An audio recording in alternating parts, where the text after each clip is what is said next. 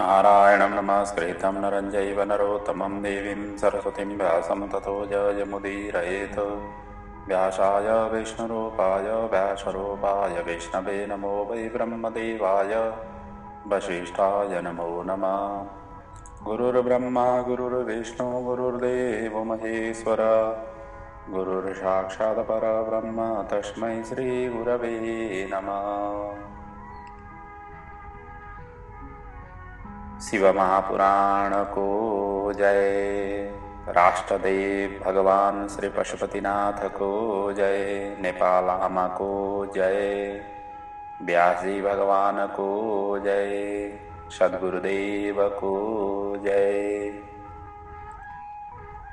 नेपाल भित्र र नेपाल बाहिर विश्वभरि छरिएर रहनुभएका सबै बुवा आमा दाजुभाइ दिदीबहिनी सबैको हृदयमा बस्नुभएका भगवान शिव स्वरूप आत्मालाई प्रणाम गर्दै भगवान पशुपतिनाथको चरणमा समर्पित शिव महापुराणलाई अवगाहन गर्ने क्रममा हामीहरू विद्वेश्वर संहिताको आज दोस्रो दिनको बैठकमा म बसेको छु।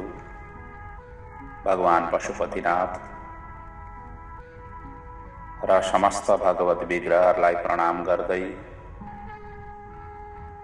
सबै गुरुदेवहरूलाई प्रणाम गर्दै आचार्य चरणहरूलाई प्रणाम गर्दै कथालाई अगाडि बढाउँदैछु। आउनुहोस् आजको द्वितीय दिनको कथालाई विधिवत रूपले प्रारम्भ गरौँ। हिजो र अस्तिको कथामा हामीहरूले महात्म्य श्रवण गर्यौँ। हिजो त एक किसिमले भगवान पशुपति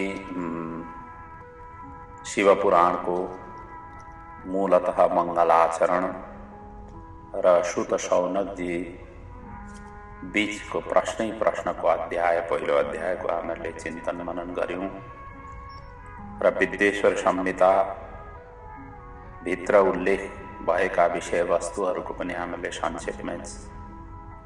संक्षेपमा चिन्तन मनन गर्दै हिजोको कथालाई हामीले विराम लिएका थियौँ। आज उहीँदेखि कथालाई अगाडि बढाउँदैछौँ। हिजो सुतजीले प्रश्नै प्रश्न गर्नुभयो। त्यस पछाडि शौनकजीले प्रश्नै प्रश्न गर्नुभयो। ती प्रश्नहरू सुनेर सुतजीले शिवजीको ध्यान गरेर अब ती प्रश्नहरूको उत्तर दिने क्रमलाई प्रारम्भ गर्नुभयो भन्ने प्रसङ्गसम्म हामीले चिन्तन मनन गरेका थियौँ। आज दोस्रो अध्यायदेखि तिनी प्रसङ्गहरूको यहाँ वर्णन हुँदैछ। दोस्रो अध्यायमा शिव महापुराणको महिमा र संहिताको भेद, कतिवटा संहिता छन् त्यसको संक्षेपमा यहाँ वर्णन छ।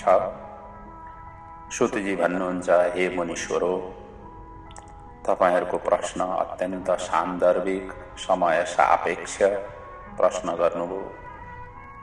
तपाईहरू सबै धन्य हुनुहुन्छ। अब म वेदान्त सारको सर्वस्व, कलिकालबाट मुक्ति दिने परमार्थदायक श्री शिव पुराण नामक ग्रन्थलाई म आरम्भ गर्दछु। किनभनेदेखि शिव पुराण जबसम्म सुनिँदैन, शिव तत्त्व जबसम्म जानिँदैन, तबसम्म अन्य शास्त्रहरू आपसमा विवादित छन्, भइरहन्छन्। शिव तत्त्व एक किसिमले क्लियर भइसकेपछि, स्पष्ट भइसकेपछि सबै विवादित प्रसङ्गहरू स्वतः समाधान हुन्छन्। त्यसैले सबैभन्दा पहिले शिव पुराण सुन्नु जरुरी छ भन्दै सुतजी भन्नुहुन्छ, यावत् शिव पुराणं हि नोदिष्यति जगत्यहो तावत् सर्वाणि शास्त्राणि विवदन्ते परस्परम्। जबसम्म शिव तत्त्व जानिँदैन तबसम्म अन्य शास्त्रहरू सधैँ नै विवादित रहन्छन्। श्री वेदव्यासजीले शिव पुराणलाई सर्वोत्कृष्ट महत्त्व दिएर यो ग्रन्थ निर्माण गर्नुभएको, जसको श्रवण कीर्तन गर्नाले भवसागरबाट सहज रूपले पार तरिन्छ। यस्तो महान ग्रन्थलाई म सम्पूर्ण रूपले त भन्न सक्दिनँ, तर यसका केही महात्म्य मात्रै म श्रवण गराउन समर्थ छु। सम्पूर्ण ढङ्गले त भगवान शिवजी नै श्रवण गराउन सक्नुहुनेछ। म त केही अंशहरू त्यसका महात्म्यहरू मात्र श्रवण गराउन लायक छु, अर्थात् त्यति मात्रै म श्रवण गराउन सक्दछु। तथापि तस्य माहात्म्यं वक्षे किञ्चित तवोधुना, त्यसका केही महात्म्यहरू चाहिँ म तपाईहरुलाई श्रवण गराउँछु भन्दै सुतजी भन्नुहुन्छ,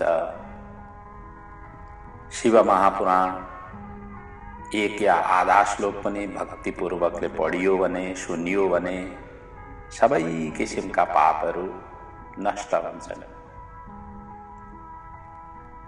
झन् यसलाई सावधानीपूर्वक सम्पूर्ण पढियो भने, सुनियो भने त यो जीवनै मुक्त हुन्छ।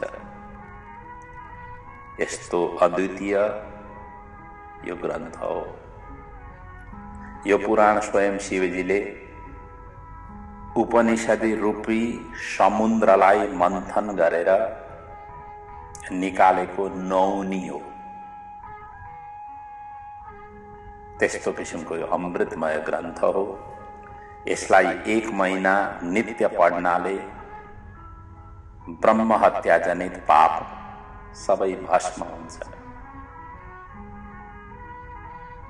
यहाँ 1 महिना भनिएको छ। शिव महापुराण कति दिनमा पारायण गर्नुपर्छ भन्ने कुरो स्पष्ट ढङ्गले लेखिएको छैन।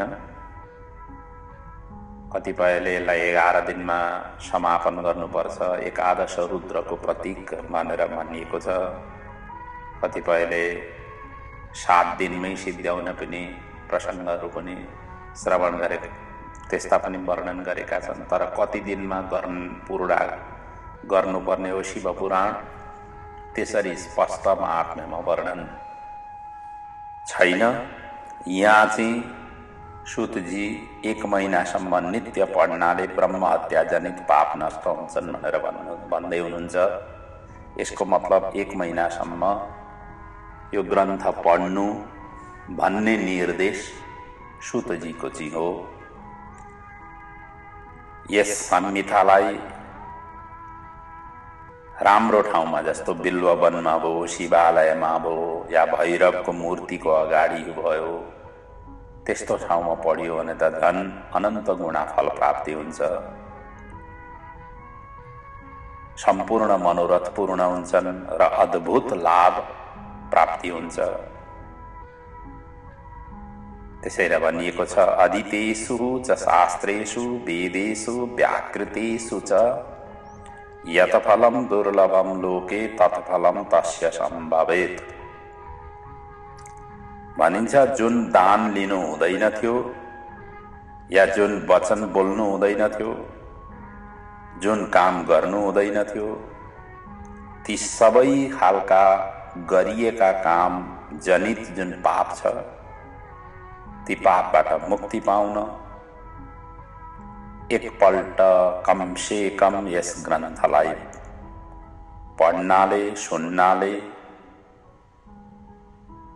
ती सबै पुण्यहरू प्राप्त हुन्छ। चतुर्दशी तिथिमा उपवास राखेर रात्रिमा यस ग्रन्थको पाठ गर्नाले त झनै अनन्त गुणा फल प्राप्ति हुन्छ। चतुर्दशी तिथि शिवजीको अत्यन्त प्रिय तिथि हो। अष्टमी तिथि दुर्गा भवानीको भए जस्तै एकादशी तिथि भगवान विष्णुलाई प्रिय भए जस्तै भगवान गणेशजीको चतुर्थी तिथि जस्तै चतुर्दशी तिथि भगवान शिवजीको अत्यन्त प्रिय तिथि हो।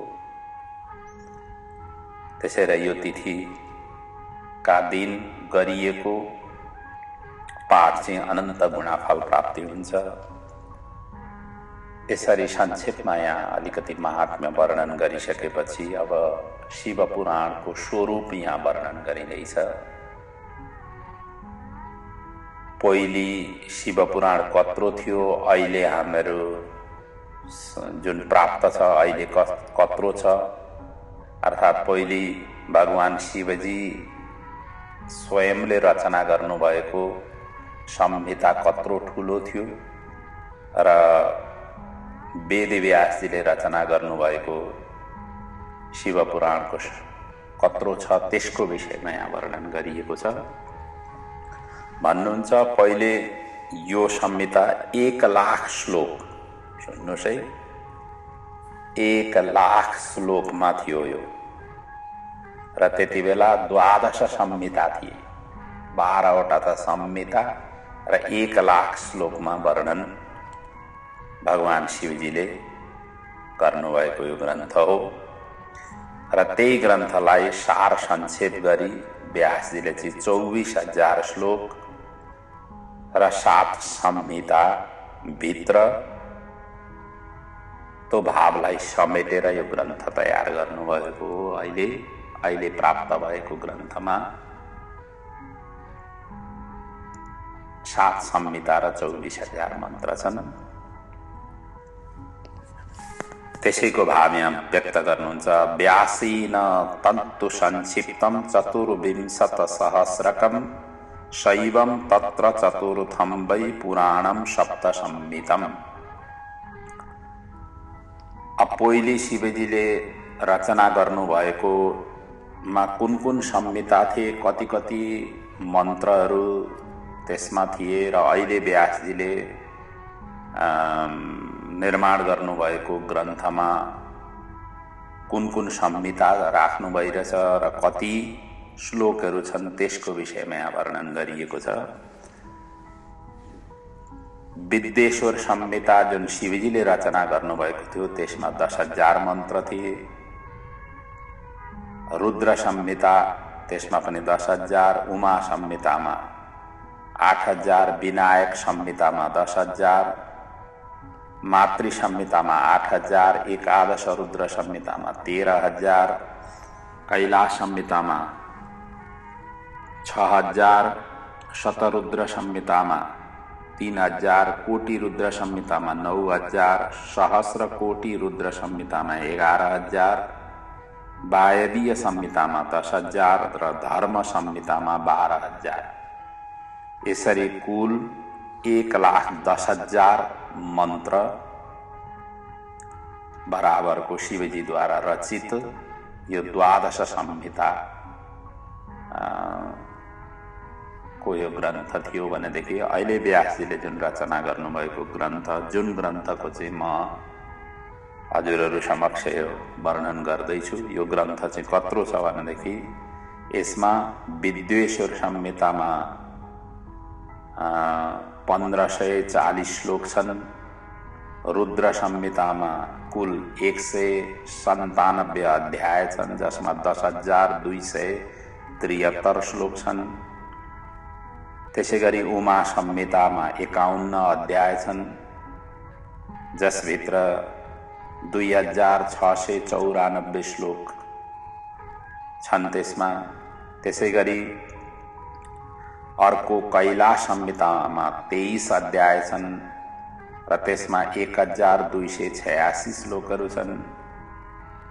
अर्को शतरुद्र संहितामा 42 अध्याय छन् र त्यसमा 2,188 श्लोक छन्। त्यसैगरी कोटि रुद्र संहितामा 43 अध्याय छन्, जसभित्र 2,188 श्लोकहरू छन्। र अन्तिममा वायवीय संहितामा 76 अध्याय छन्, जसभित्र 4,130 श्लोकहरू छन्। यसरी सबैको योग हेर्दाखेरि गणना गर्दाखेरि 4,457 अध्याय र 24,279 श्लोकहरू यो अहिले जुन प्राप्त शिव पुराण छ त्यसमा यति वर्णन छ।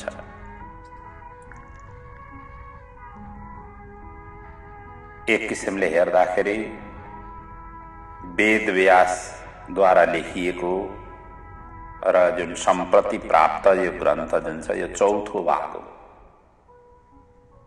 यसको चौवल ठुलो चिज शिवजीद्वारा रचित ग्रन्थ थियो। यसमा रुद्र संहितालाई 5 खण्डमा विभाजन गरिएको छ। जुन सृष्टि खण्ड, सती खण्ड, पार्वती खण्ड, कुमार खण्ड र युद्ध खण्ड छन् भने वायवीय संहिता पनि 2 भागमा छ। पूर्व भाग र उत्तर भाग गरी यसरी उपलब्ध छ। यो शिव पुराण ग्रन्थ साक्षात भगवान शिवजीको विग्रह स्वरूप हो। वेद, स्मृति, पुराण, इतिहास र अन्य सैकड़ौं शास्त्र यस पुराणसँग तुलना गर्न सक्दैनन्। त्यत्रो महान र विशाल ज्ञानले भरिएको यो ग्रन्थ हो। त्यसैले यसको महिमा यसरी व्याख्या गरिएको छ। शैवं पुराणमलं शिवकीर्तितं तद्व्यासेन शैव्रप्रणवेन च संगृहीतं संक्षेपत सकलजीवगुणोपकारं तापत्रयघ्न अतुलं शिवदं शतां हि। शिव पुराणलाई आदरपूर्वक कथा श्रवण गर्नाले परम गति प्राप्त हुन्छ। यो पुराण वेदको सार ग्रन्थ स्वरूप यो पुराण हो। त्यसैले पनि यो ग्रन्थ अत्यन्त श्रेष्ठ छ। सबै पुराण ग्रन्थमा यसलाई श्रेष्ठ रूपमा मानिएको छ। त्यसैले भनिएकै छ स्पष्ट रूपले, शैवं पुराण तिलकं खलु शतपुराणं वेदान्त्य वेद विलसत परवस्तु गीतं यो वै पठेच्च शृणुयात् परमादरेण शम्भु प्रियः हि लभेत् परमां गतिः वै। पुराणहरूको तिलक हो शैवं पुराणम। सबैभन्दा श्रेष्ठ भएको हुनाले तिलक मानिएको। तिलक कहाँ लगाइन्छ? हाम्रो निधारमा लगाइन्छ। निधार भनेको सबैभन्दा उच्च स्थान मानिन्छ। त्यसैले पुराणको तिलक चाहिँ यो शिव पुराण हो। र यसमा वेद वेदान्तको सार तत्व अघि भनियो नि, भगवान शिवजीले उपनिषदलाई मन्थन गरेर नुहाउनीको रूपमा यो शिव पुराण चाहिँ निकाल्नु भएको। त्यस्तो यो अमृतमय ग्रन्थ हो। यसलाई जसले आदरपूर्वक श्रवण गर्दछ या पाठ गर्दछ उसले भगवान शिवजीको अनन्य कृपा र अन्तिममा शिव साहिज्यता उसले प्राप्त गर्दछ। यस्तो किसिमको यो ग्रन्थ हो। र यसरी वर्णन गर्दै यो दोस्रो अध्याय पूर्ण गरिएको छ। अब तेस्रो र चौथो अध्यायमा साध्य, साधन र साधक सम्बन्धी विषयलाई वर्णन गरिएको छ। त्यसै गरी श्रवण, कीर्तन र मनन सम्बन्धी विवेचना पनि वर्णन छ। व्यासजी मुनिहरूको जिज्ञासा युक्त प्रश्न सुनिसकेपछि सूतजीले शिवजीको ध्यान गरी शिव संहिता भन्न थाल्नुभयो भनेर यहाँ व्यासजीले भन्नुभएको छ। त्यस पछाडि सूतजी भन्नुहुन्छ, हे ऋषियों, वर्तमान श्वेत बाराह कल्पको आरम्भ मात्र भएको थियो। अहिले यही श्वेतवाराह कल्प नि सुरु भइरह्यो, अहिले चलिरहेको छ। संकल्प गर्दाखेरि श्री श्वेतवाराह कल्पे वैवस्वत मन्वन्तरे भनेर भनिन्छ। मुनि जन्म एउटा विवाद सुरु भयो। विवाद के भयो भन्नुहुन्छ भनेदेखि सम्पूर्ण चराचर तत्त्वभन्दा माथि को बस्दछ? यो सम्पूर्ण चराचर जति पनि देखिन्छ, दृश्य यो जति जगत प्रपञ्च जति पनि देखिन्छ, त्यो भन्दा माथि को छ? यो सृष्टिको रचयिता को हो? कसले सृष्टिको रचना गरेका हो? यसरी विवाद भयो। उनीहरूले निर्णय निकाल्न सकेनन् र अन्तिममा ब्रह्माजीलाई सोध्न उनीहरू पुगे। ब्रह्माजीले विवादित विषय सुनिसकेपछि सबै मुनिहरूलाई उत्तर दिँदै भन्नुभयो, यतो वाचो निवर्तन्ते अप्राप्य मनसा सह। सबैभन्दा माथि को छ भन्दाखेरि त्यसको उत्तर दिँदै भन्नुहुन्छ, यो सबैभन्दा माथि त शिवजी नै हुनुहुन्छ। कसरी भन्दाखेरि जहाँ मन बाणी पुग्दैन या नपुगिकन फर्किन्छ, जहाँ विष्णु रुद्र र मेरो गति पनि छैन, जहाँ पञ्चमहाभूतको पहुँचै छैन, पुग्दैनन् र जसको कारणले यो सम्पूर्ण सृष्टि भएको स्थिति र लय हुन्छ, जसलाई पराभक्तिद्वारा मात्र अनुभव गर्न सकिन्छ, उनी त सर्वज्ञ सर्वसाक्षी देवादिदेव जगदीश्वर स्वयं महादेव नै हुन्। पराभक्तिजन्य साधनाबाट मात्र देवादिदेव भगवान शिवजीलाई प्राप्त गर्न सकिन्छ। त्यसैले सबैभन्दा माथि को छ भन्दाखेरि त शिवजी नै हुनुहुन्छ। शिवजीबाटै सबै सृष्टिको विस्तार भएको हो र अन्तिममा शिवजीमै गएर लय हुन्छ। त्यसैले सृष्टिको व्यापकता गराउने नि भगवान शिवजी हुनुहुन्छ। त्यसैले देवादिदेव महादेव भनिएको। यसरी वर्णन गरिसकेपछि साधक साधन र साध्य विषयमा संक्षेपमा वर्णन गर्दै भन्नुहुन्छ, साध्यम शिवपद प्राप्ति साधनम तस्य सेवनम साधकस्तत्प्रसादाद्यो नित्यादि फल निष्प्रिय। साधक भनेको साधना गर्ने, जसले जो उपासना गर्छ त्यही नै साधक भयो। साधन भनेको चाहिँ जुन गरिने प्रक्रिया हो, तो गरिने प्रक्रिया पनि निष्काम हुनुपर्छ है, सकाम हुनु हुँदैन। सकाम कार्यले त संसारमै राख्दछ। जति पनि कामनायुक्त कार्यहरू हुन्छन् तिनीहरूले फल दिने भनेको संसारलाई नै हो, संसारमा केही फल प्रदान गर्छ। त्यसैले निष्काम हुनुपर्छ। जसरी साकारबाट निराकारमा जानुपर्छ, द्वैतबाट अद्वैतमा जानुपर्छ, त्यसै गरी सकामबाट निष्कामको यात्रामा लाग्नुपर्छ।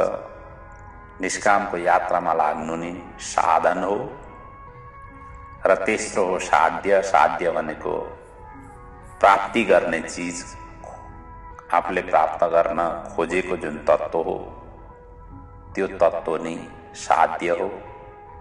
अब यस प्रसङ्गमा बुझ्दाखेरि भगवान शिवजी नै साध्य तत्त्व हुनुहुन्छ। सेवा गर्दाखेरि सधैँ निष्काम भावनाले गर्नुपर्छ। कामना राखियो भनेदेखि साध्य तत्त्वको प्राप्ति सम्भव छैन। गीताले पनि यही कुरालाई स्पष्ट शब्दले भनेको छ। अन्य ग्रन्थहरूले पनि, जति पनि ग्रन्थहरू छन् ती सबै ग्रन्थहरूले यही कुरोलाई स्पष्ट भनेको छ। कामना जन्य सेवाले कार्यले व्यक्तिको कल्याण हुँदैन। भागवतमा त एउटा बृहत्तर व्याख्या नै आउँछ, जहाँ प्राचीन बरीको प्रसङ्गमा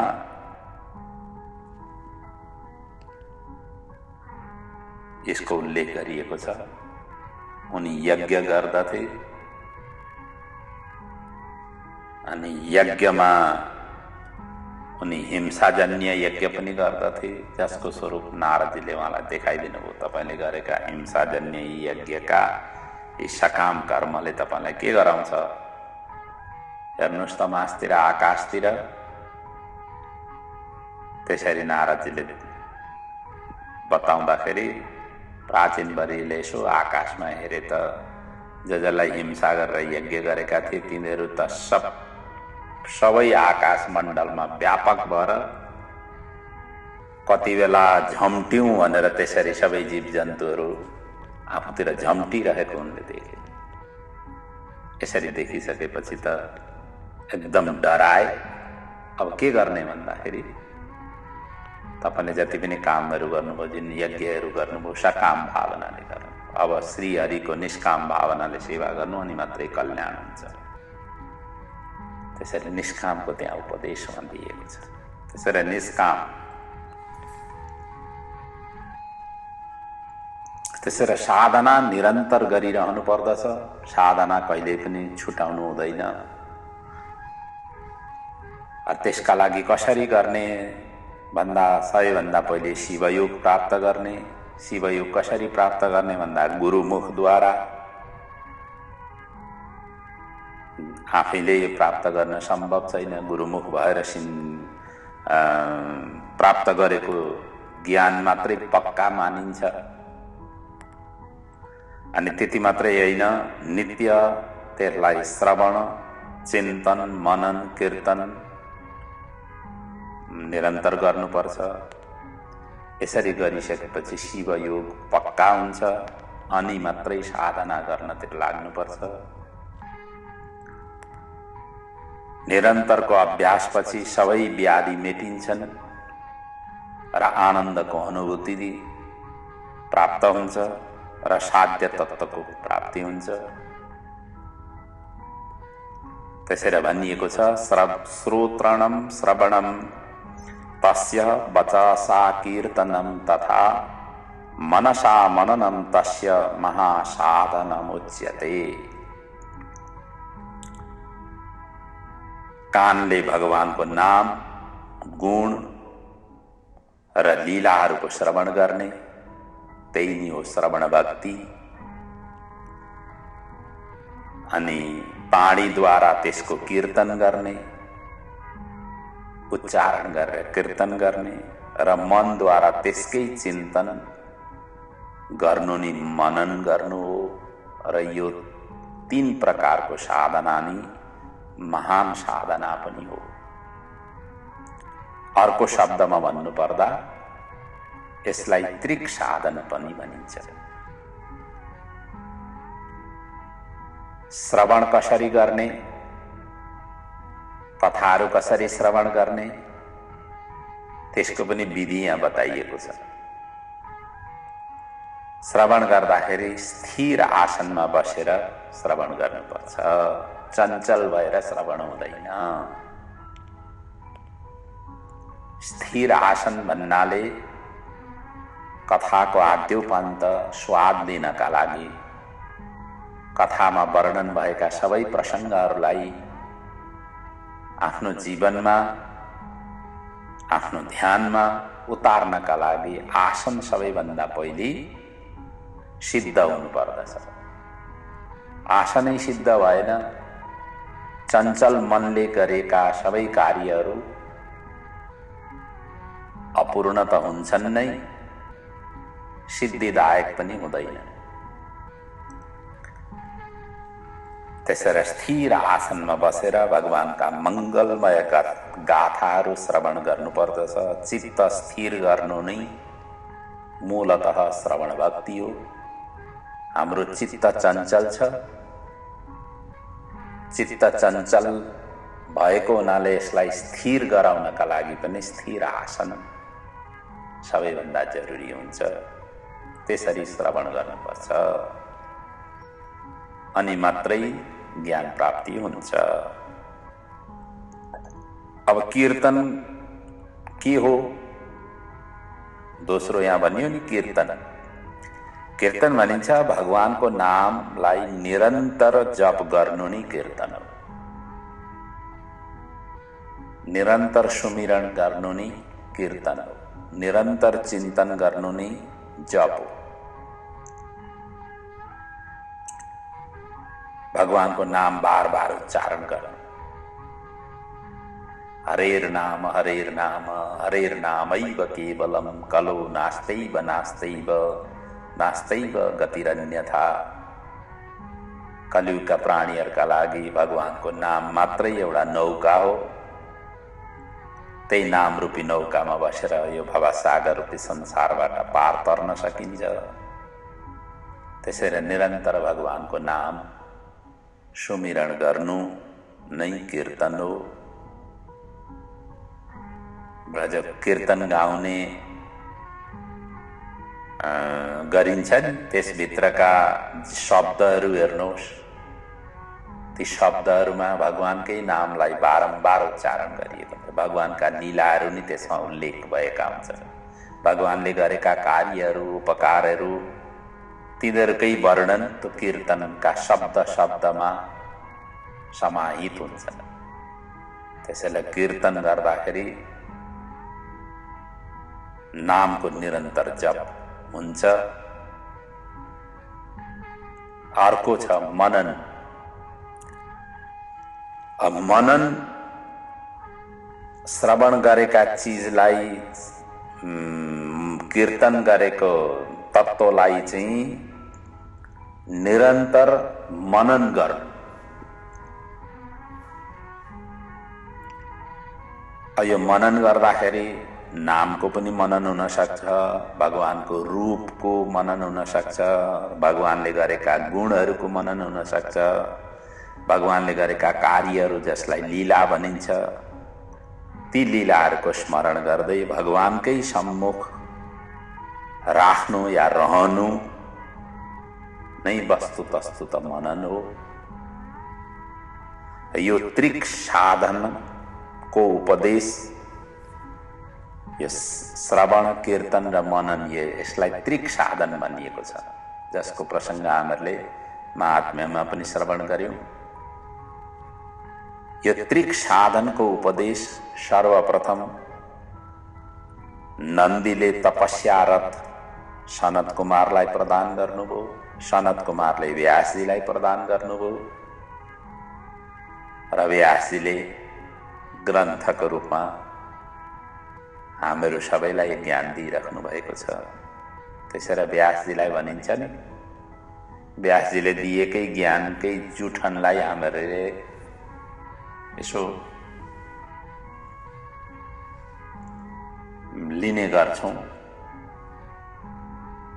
व्यासजीले नै सबै ग्रन्थहरूलाई प्रकट गर्नुभयो। स्वयं भगवानकै अवतार व्यासजी बनेर आउनुभयो। त्यसरी सबै महान ग्रन्थहरू रचना गरेर जानुभयो र तिनी ग्रन्थहरूकै आधारले आज जति पनि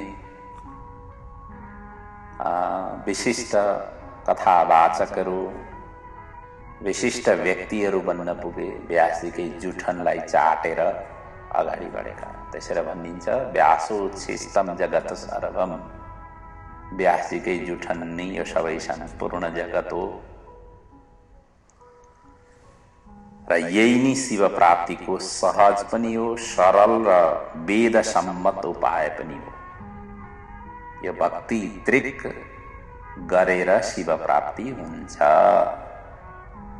सबैभन्दा सरल पनि यही हो, सहज पनि हो र सबैले गर्न सक्ने पनि हो।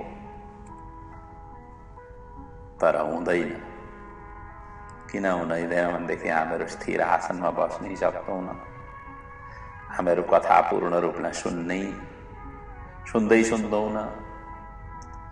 यहाँ त पढ्नु भनिया छ।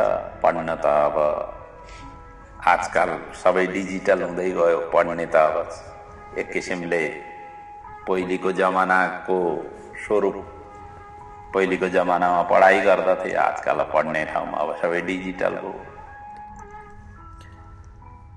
त्यसैले त्यो सम्भव विरलै हुन्छ,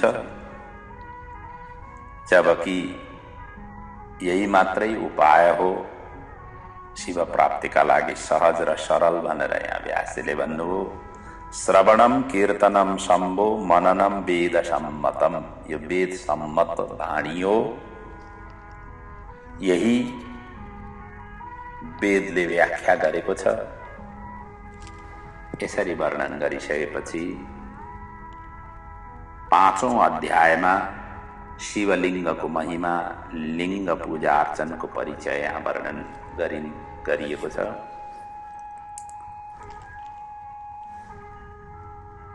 अब यहाँ यो भक्ति त्रिक गरेर कल्याण हुन्छ, शिव प्राप्ति हुन्छ भनेर सुनाइसकेपछि शौनकजीलाई फेरि जिज्ञासा भयो।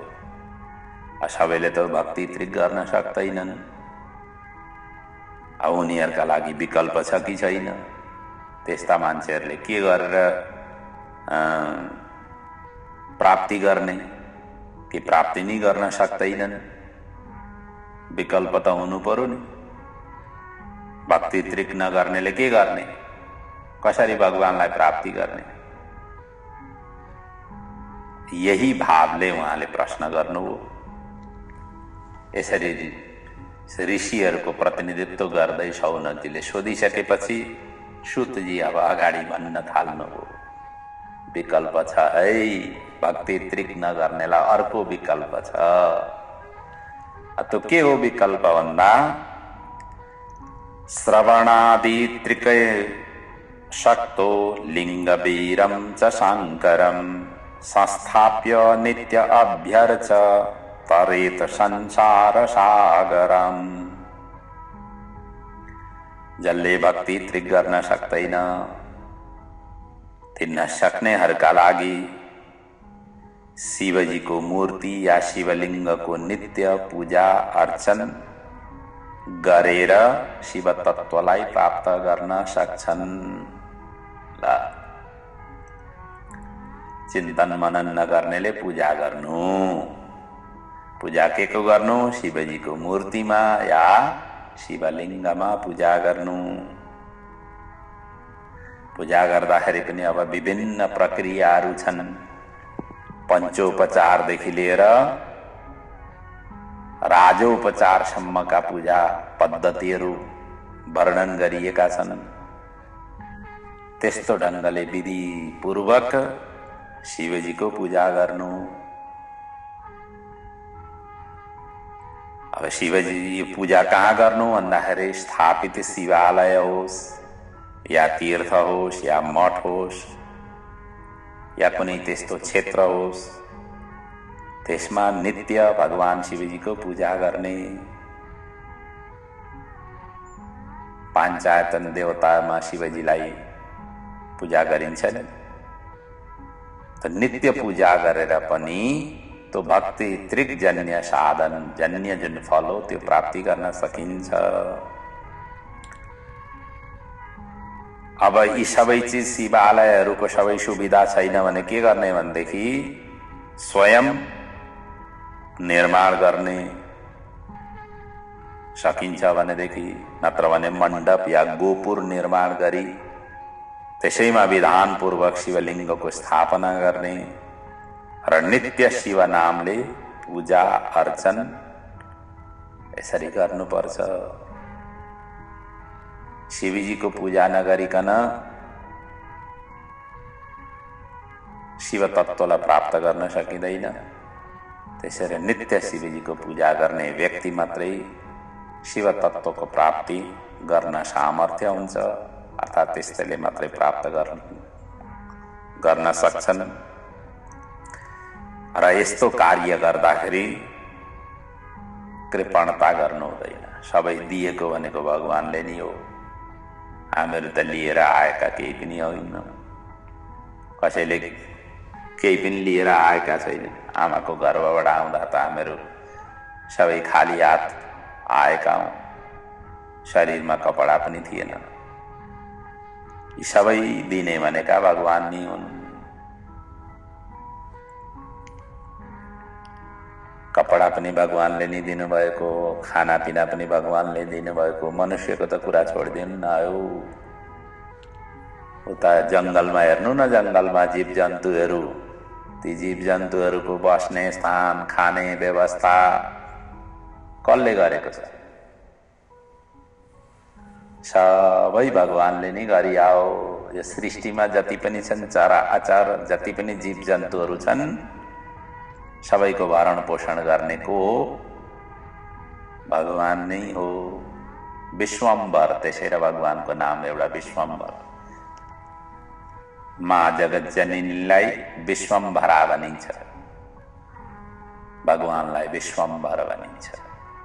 विश्वको भरण पोषण गर्ने भएको हुनाले उहाँको नाम विश्वम्भर। सबै चराचर जीव जन्तुलाई भरण पोषण गराउने वाला को हुन् त भनेदेखि भगवानै हुन्। हामी चाहिँ के सोच्दछौँ भनेदेखि मैले पालिरहेको छु मेरा सन्तानलाई, मेरा परिवारलाई, म नहुनु भनेदेखि मेरा सन्तानको बिचल्ली हुन्छ। हामीहरू त्यस्तो मानसिकता लिएर हामीहरू हिँडिरहेका हुन्छौँ। वस्तुतस्तु त करने कराने वाले भगवान ही हैं, कहावत नहीं छ। तो भगवानले नै सबैलाई दिने पनि भगवानले नै हो, लिने पनि भगवानले नै हो। हामीहरू त भगवानका अगाडि कठपुतलीका रूपमा नाचिरहेका छौँ। तो नाच्ने पनि अवधि दिएको छ। सबैभन्दा धेरै बाँचिने भनेकै 100 वर्ष हो। मनुष्यको आयु 100 वर्ष तोकिएको छ। हामीहरू यो धराधाममा आएकै समय अहिलेसम्म कति व्यतीत भयो, अब कति बाँकी रहेको छ।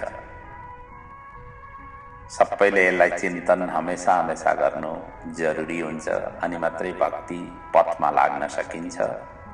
त्यत्तिकै भक्ति पथ सहज रूपले, सरल रूपले प्राप्ति हुँदैन।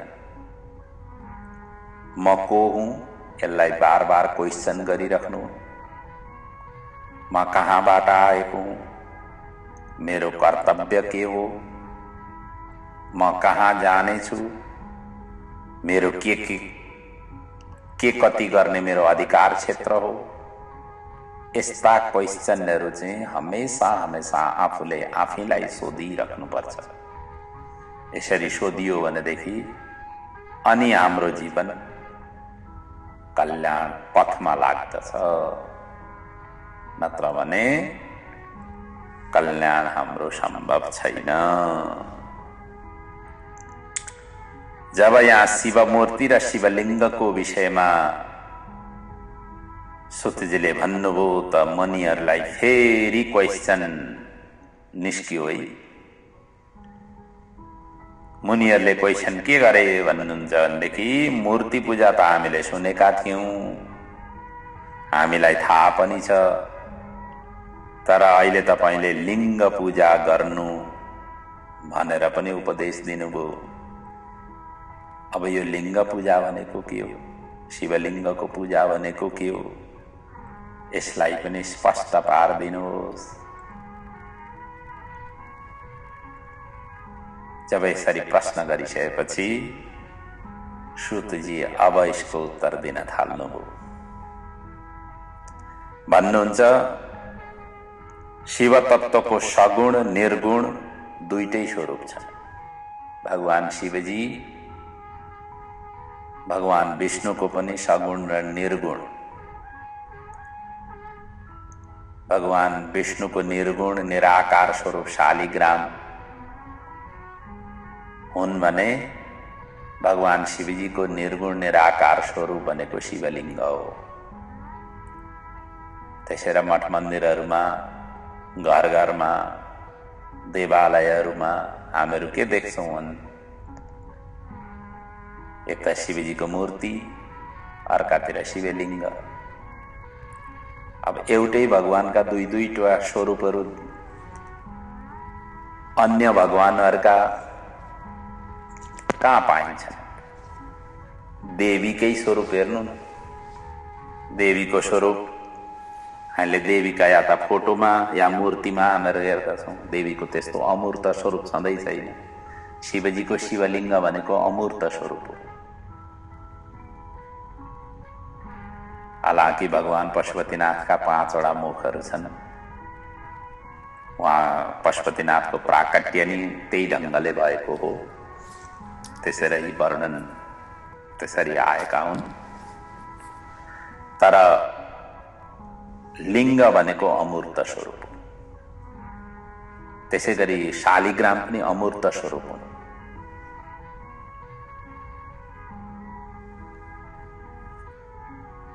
त्यति मात्रै नभएर साकार निराकार दुवै स्वरूप भगवान शिवजीका, त्यही सगुण र निर्गुण मूर्ति र शिवलिङ्गले छुट्या साकार र निराकार तत्त्वलाई व्याख्या गरेको छ। त्यसरी शिव तत्त्व भनेको चाहिँ सगुण पनि छ, निर्गुण पनि छ। दुईटै तत्त्वबाट शिव तत्त्वको व्याख्या गरिएको छ। साकार र निराकार दुईटै तत्त्वबाट व्याख्या गरिएको छ। शिवमूर्ति सगुण हो भनेदेखि शिवलिङ्ग निर्गुण हो। त्यसैले शिवजीलाई ब्रह्म पनि भनिन्छ। सकलाकल रूपत्वात् ब्रह्म शब्दविदः परः। सम्पूर्ण कला स्वरूप भगवान शिवजीको स्वरूप भएको हुनाले उहाँलाई ब्रह्म भनेर नामकरण गरिएको छ, ब्रह्म संज्ञा दिइएको छ। अन्य देवताहरूमा जीवत्व छन् भने शिवजीमा ब्रह्मत्व र जीवत्व दुईटै छन्। यसको जीवन्त उदाहरण ज्योतिर्लिङ्गको प्राकट्य हो।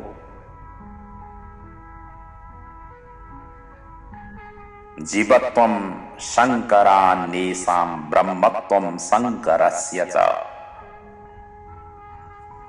ब्रह्मा र विष्णुको मोह हटाउन भगवान शिवजीले ज्योतिर्लिङ्गको रूपमा उहाँ प्रकट हुनुभएको र यस्तो अद्वितीय ज्योतिर्लिङ्गको महिमा छ। त्यही ज्योतिर्लिङ्गमा नै ब्रह्मा र विष्णुले सबै तत्त्वहरू प्राप्त देख्नुभयो। ज्योतिर्लिङ्गको प्रकट यसरी यहाँ साकार निराकार सगुण निर्गुण ब्रह्मत्व र जीवत्व शिवजीको स्वरूप यसरी व्याख्या गरिसकेपछि ज्योतिर्लिङ्गको पनि यहाँ वर्णन सुतजीले गर्नुभयो। त्यस पछाडि त ऋषिहरूमा फेरि जिज्ञासा जागृत भयो। अब यो ज्योतिर्लिङ्ग तो पनि भगवान विष्णु र ब्रह्माको बीच जुन मोह उत्पन्न भएर प्रकट भएको भनेर सुनाउनु भयो।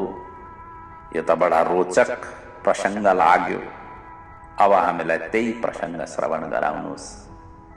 यो ज्योतिर्लिङ्ग कसरी प्राकट्य भएको हो, किन प्राकट्य हुनु पर्यो, शिवजीले कस्तो स्वरूपबाट प्राकट्य गर्नुभयो, कस्तो अवस्थामा प्राकट्य हुन पुग्नुभयो आदि इत्यादि विषयहरूलाई अब हामीहरूलाई विस्तारपूर्वक वर्णन गर्नुहोस् भनेर यहाँ सोधिसकेपछि अब अगाडिका अध्यायहरूमा 6औं, 7औं, 8औं र 9औं अध्याय कुल 4 अध्यायले अब ज्योतिर्लिङ्गको प्राकट्य, ज्योतिर्लिङ्गको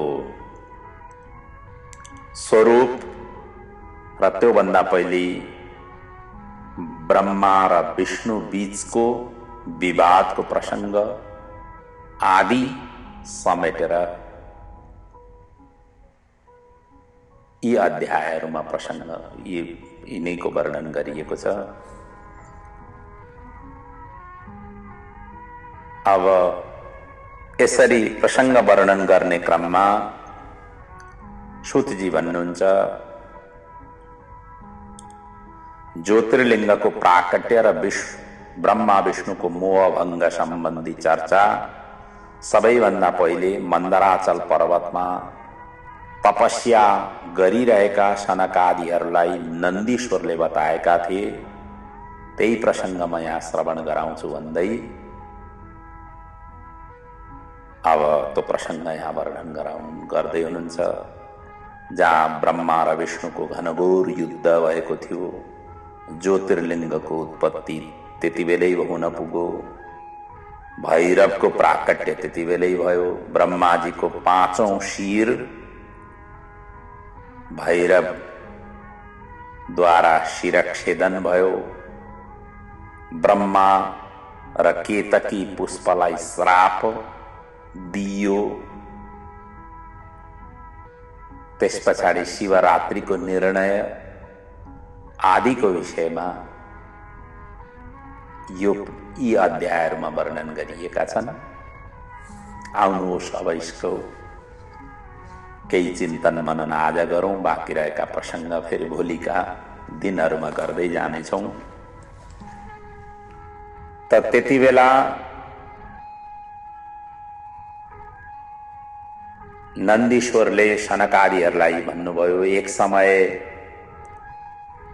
क्षीरसागरमा शेषशय्यामा भगवान विष्णु सुतिरहेका थिए, सेवकहरू उनको सेवा गरिरहेका थिए। त्यही बेला ब्रह्माजी पनि आए र आएर ब्रह्माजीले के भने, सुतिरहेका विष्णुलाई भनेदेखि, पुत्र उठ, उत्तिष्ठोत्थिष्ठ पुत्र स्वम, हे पुत्र तिमी उठ, तिमी को हौ? म तिम्रो स्वामी आएको छु, हेर त भनेर ब्रह्माजीले यसरी भने। उत्तिष्ठो वत्स माम पथ्य तब नाथ यागतम, तिम्रो नाथ यहाँ उपस्थित छ, उठ, कति सुतिरहेका। यसरी उनले भने। त्यति भन्ने साथै भगवान विष्णुले भन्नु, ब्रह्माको वाणीले विष्णु भित्रबाट क्रुद्ध भए, तर बाहिरबाट मुस्कुराउँदै भने, हे वत्स तिम्रो कल्याण होस्, यहाँ मैले दिएको आसनमा तिमी पनि बस। स्वस्ति ते स्वागतम वत्स तिष्ठ पीठमितो विसह, यी बस भनेर उनले आसन पनि दिनुभयो। तर ब्रह्माजीले के भन्नुहुन्छ भनेदेखि, विष्णुको प्रति उत्तरले ब्रह्माजी क्रुद्ध भए र भन्न थाले, हे पुत्र म तिम्रो रक्षक, तिम्रो रक्षक त म हुँ र संसारकै पितामह हुँ, किनभने ब्रह्माजीलाई पितामह भनिन्छ। तिमीलाई यस समय कालको प्रभावले घमण्ड भएको, तिमीले मलाई चिन्न सक्यौ न, मै नि पितामह हुँ, मैले नि सबै सृष्टि गरेको हुँ, आदि इत्यादि तरिकाले ब्रह्माजीले विष्णुलाई भने। त विष्णु पनि अब के कम, उनले पनि भन्न थाले, हे पुत्र तिमीलाई मोह भएको, मैले नि यो चराचर सृष्टिको रचना गरेको हुँ, तिमी त मेरै नाभि कमलबाट, मेरै नाइटोको कमलबाट उत्पन्न भएका हो, तिमीले घमण्ड गर्नु ठिक होइन। मन्नाभि कमला जात पुत्रस्तम भाषसे वृथा, मेरै नाभि कमलबाट जन्मिसे त मेरै तिमी पुत्र भयो। जब मेरै पुत्र भयो भनेपछि यस्तो किसिमको झुट र मिथ्या तिमीले भनिराख्नै पर्दैन। यसरी वाद विवाद यहाँ बढो, बढिसकेपछि त अब त्यही न हो,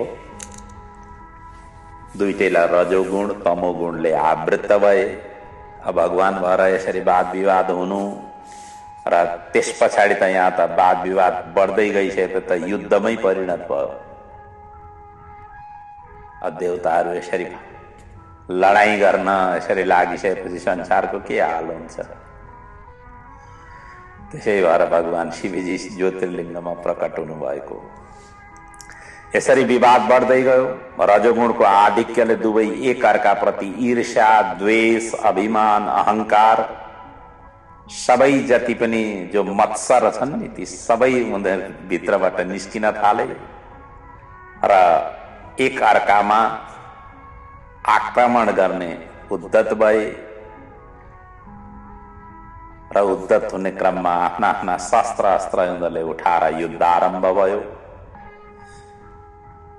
एकजना हंस वाहन भगवान ब्रह्माजी अनि अर्काको वाहन गरुड, दुईटै वाहनमा बसेर दुवै अब शस्त्रास्त्र वर्षाउन थाले। एक अर्कालाई अब मार्नकै लागि तत्पर भए। अब यस्तो स्थिति देखिसकेपछि देवताहरू आकाशमा आएर हेर्न थाले। असह्य बाण र अनेक अस्त्रहरूको प्रहार हुन थाल्यो। ब्रह्माले पाशुपत अस्त्र र विष्णुले माहेश्वर अस्त्रको उनले संधान गरे। माहेश्वरास्त्रम मतिमहान संददे ब्रह्मणोपरि अस्त्रम पाशुपतम घोरम संददे विष्णु बक्षसी। यसरी पाशुपत र माहेश्वर अस्त्रको संधान गरे। दुवैले अस्त्र छोड्ने साथै सम्पूर्ण धरती, आकाश, दिशा, समुद्र, पर्वत सबै हल्लियो, कम्पित भयो। सबैतिर हाहाकार हुन थाल्यो। यो यस्तो भयंकर विशाल भयावह स्थिति देखिसकेपछि देवताहरू सबै सन्त्रस्तित भए। आज रक्षक नै भक्षक भने झैं पृथ्वी पालक नै संहारका रूपमा उत्रिए। देवताहरूले अन्ततोगत्वा यो सबै असह्य स्थिति देखिसकेपछि भाग्दै कैलाशमा पुगे। शिवजीलाई उनीहरूले प्रार्थना गरे। जग्मु कैलाश शिखरम यत्रास्ते चन्द्रशेखर। जहाँ चन्द्रशेखर बस्नुहुन्छ कैलाशमा गए। वस्तुस्थितिको अवगत उनीहरूले गराए र युद्ध रोकी त्रिलोकमा शान्ति स्थापना गराउन उनले प्रार्थना गरे। शिवजीले देवताहरूलाई सान्त्वना दिँदै भने, उनले भन्नुभयो कि शिवजीले, हे देवताहरू, तिमीहरू नडराओ, धैर्य गर। दुवैमा रजोगुणको आधिक्यको कारण यस्तो स्थिति सिर्जना भएको हो। म शीघ्र नै यी दुवैको अभिमान हटाउने छु। यसरी आश्वासन दिनुभयो। त्यस पछाडि त भगवान शिवजीले तुरन्त आफ्ना गणहरूलाई आज्ञा दिनुभयो। शिवजी सहित सबै गण युद्ध भूमिमा पुगे र प्रेक्षक बनेर युद्ध हेर्न थाले। युद्ध झन्झन सम्हारक बन्दै गयो। त्यतिबेलै शिवजीले आफ्नो मायाको विस्तार गरी निराकार अनल स्तम्भ को रूपमा युद्ध भूमिको बीचमा प्रकट गर्नुभयो। दुवैका शस्त्र अस्त्र त्यही ज्योतिर्लिङ्ग जो अनल स्तम्भ थियो। अनल भनिन्छ आगो, स्तम्भ भनेको आगोको खाँबो, त्यसैलाई नि ज्योतिर्लिङ्ग भनेको। ज्योति भनेको आगो। त्यस्तो त्यही ज्योतिर्लिङ्ग त्यही अनल स्तम्भमै भस्मसात भए सबै शस्त्र अस्त्रहरू। यो विचित्र अवस्था देखेर दुवैको अभिमान अब चूर्ण भयो। त्यसैले यहाँ भनिएको छ, महानल स्तम्भ विभीषणाकृति बभूव तन्मध्यतले स निष्कल। यसरी अनल स्तम्भ प्रकट हुने साथै सबै शस्त्रास्त्र गरेर भस्मसात भए, दुवैको अभिमान पूर्ण भयो।